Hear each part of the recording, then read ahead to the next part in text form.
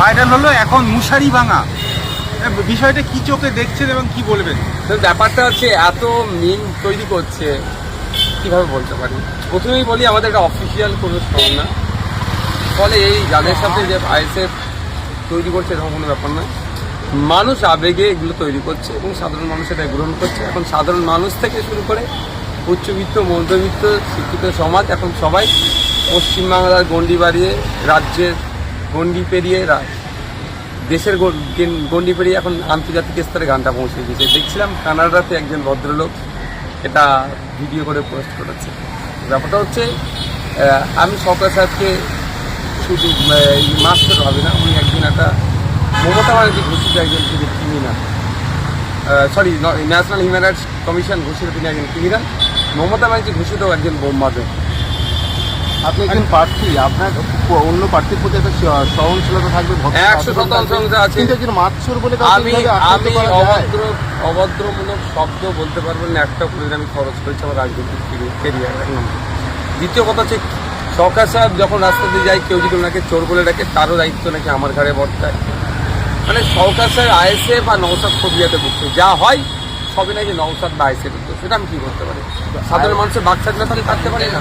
শওকত মোল্লা এখানে আপনার রুচি নিয়ে কথা বলছে এবং একাধিক রিলেশনশিপ আছে, সেই নিয়ে কোর্ট কমপ্লেন হয়েছে, এই নিয়েও প্রশ্ন। দেখুন, আইনি লড়াই চলছে, আমি কিছু পারি না।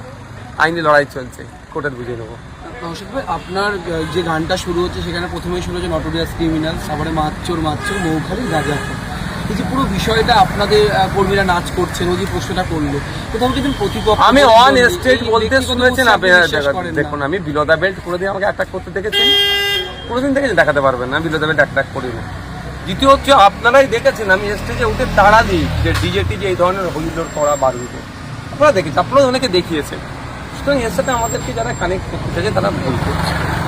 তারা আর তো কয়েক ঘন্টা কি বলবেন? বাংলার থেকে দিচ্ছি কম করে 50,000 ভোটে দিয়েছে। আর আইএসএফের আর কটা সিট পজিটিভ ডবল ডিজিট নিয়ে বিধানসভায় যাবো, বাম এবং আইএসএফের শক্তি এবারে ব্যাপকভাবে উৎসাহ হবে। কি মনে হচ্ছে রাজ্যে কারা ক্ষমতায় আছে? আমরা থাকবো জমিতে। রাজ্য সরকার কারা করতে চলেছে কি মনে হয়? তৃণমূল বিজেপি ম্যাজিক ফিগারে পৌঁছাতে পারবে না, আমি দায়িত্ব নিয়ে করছি।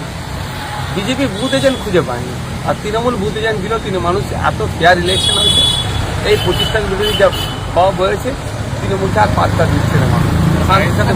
কারণ 8 বছর 10 বছর করে ভোট দেওয়ার সুযোগ পেয়েছে, সুদে আসলে মিটিয়েছে সাধারণ মানুষ। আপনারা নির্ণায়ক ভূমিকায় থাকতে বলছেন, সেই প্রশ্নটা উঠেই আসবে দাদার কথা সূত্রে, যদি তৃণমূল বা বিজেপি ক্ষমতায় না আসে, ঠিকঠাক না পায়, সেক্ষেত্রে আপনাদের অবস্থান কী হবে? আমাদের আমি একদম কোড আনকোড বলছি, আমরা ভোট দিয়ে কোনো দুর্নীতিগ্রস্তকে আমরা সহযোগিতা করবো না।